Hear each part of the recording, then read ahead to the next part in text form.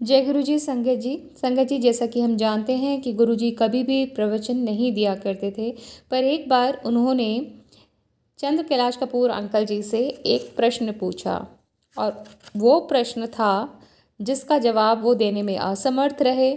संतुष्टतापूर्वक वो गुरु जी को उसका जवाब नहीं दे पाए, तो गुरु जी ने उस प्रश्न का जवाब दिया और उस प्रश्न के जवाब में 3 गुरु मंत्र बताए जो धर्म का सार बतलाते हैं। आइए सत्संग शुरू करते हैं। एक दिन रात्रि को 2 बजे के आसपास जब कुछ अनुयायियों के समक्ष मैंने उनसे जाने की आज्ञा मांगी, तो उन्होंने मुझसे प्रश्न किया कि मुझे ईश्वर और धर्म के बारे में क्या पता है।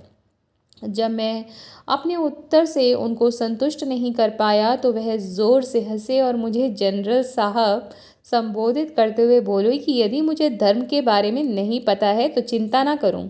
यद्यपि गुरुजी कभी प्रवचन नहीं देते, फिर भी उसी समय उन्होंने धारा प्रवाह भाषा में कुरान, बाइबल, भगवत गीता और गुरु ग्रंथ से धार्मिक पद और श्लोक अति प्रामाणिकता और प्रेम से सुनाए।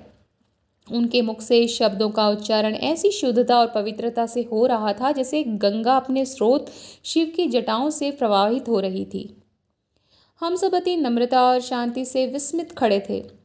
समाप्त करने के थोड़ी देर के पश्चात गुरुजी ने प्रश्न किया कि अपने आध्यात्मिक ज्ञान के असीमित कोश से जो उन्होंने अभी बांटा है, उससे हम सब क्या समझे।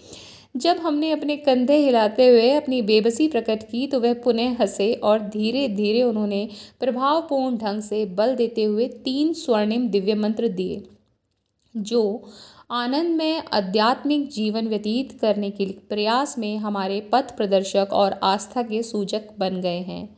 उनके प्रवचन का सार 3 नियमों पर केंद्रित था, जिन्हें मानव धर्म का आधार कहा जा सकता है। गुरुजी ने कहा, सबसे पहला है, सब धर्म एक हैं, सब भगवान एक हैं। सब धर्म प्रेम, दया और मनुष्य के प्रति सेवा भाव का उपदेश देते हैं।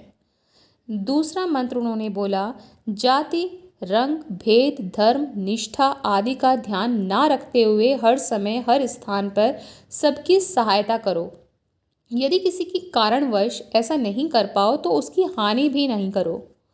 और तीसरा मंत्र उन्होंने बोला, इस भौतिक संसार की माया, बाह्य आमोद प्रमोद, स्वप्न और इच्छाओं से अपने को मुक्त करो।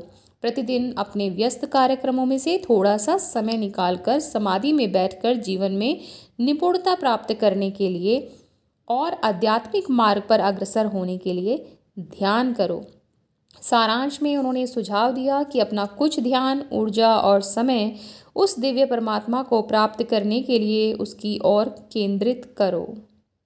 जय गुरु जी, शुक्राना गुरु जी।